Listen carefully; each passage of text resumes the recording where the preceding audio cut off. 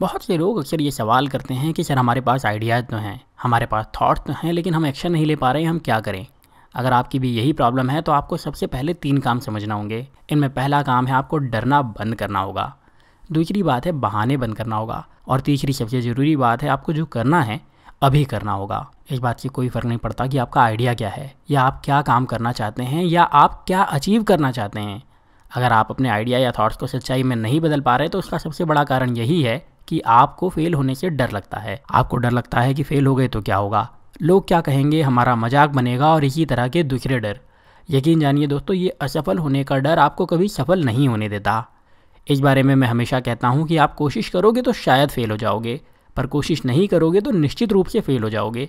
तो अगर आप अपने आइडियाज़ पर एक्शन नहीं ले पा रहे हैं तो आपको सबसे पहले अपने फेल होने के डर को अपने अंदर से बाहर निकाल देना होगा। दूसरी बात है आपको बहाने बनाना बंद करना होगा। होता यह है कि फेल होने के डर की वजह से आप बहाने बनाते हैं किसी काम को ना करने की, और जब आप ये बहाने बनाते हैं तो आपका सबकॉन्शियस माइंड इस बात को सच मान लेता है और आप कभी उस बात पर एक्शन लेने के लिए फिजिकली तैयार हो ही नहीं पाते।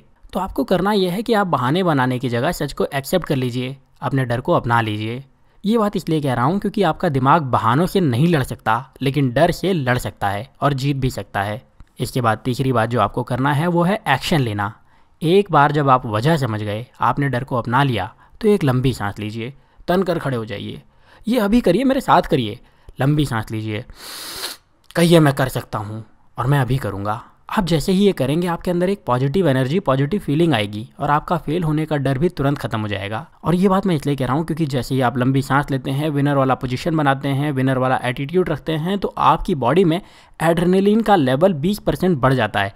मतलब आप कुछ करने के लिए तुरंत ही तैयार हो जाते हैं। तो आप लंबी सांस लीजिए, विनर वाला पोजीशन बनाइए और उसके बाद यहाँ रुकिए मत, अपने आइडियाज़ पर तुरंत एक्शन भी ले लीजिए। यकीन दिलाता हूँ दोस्तों, अगर आपने ये 3 बातें समझ ली और इसको ज़िंदगी भर याद रख लिया तो आप अपने आइडियाज़ पर तुरंत एक्शन लेना शुरू कर देंगे।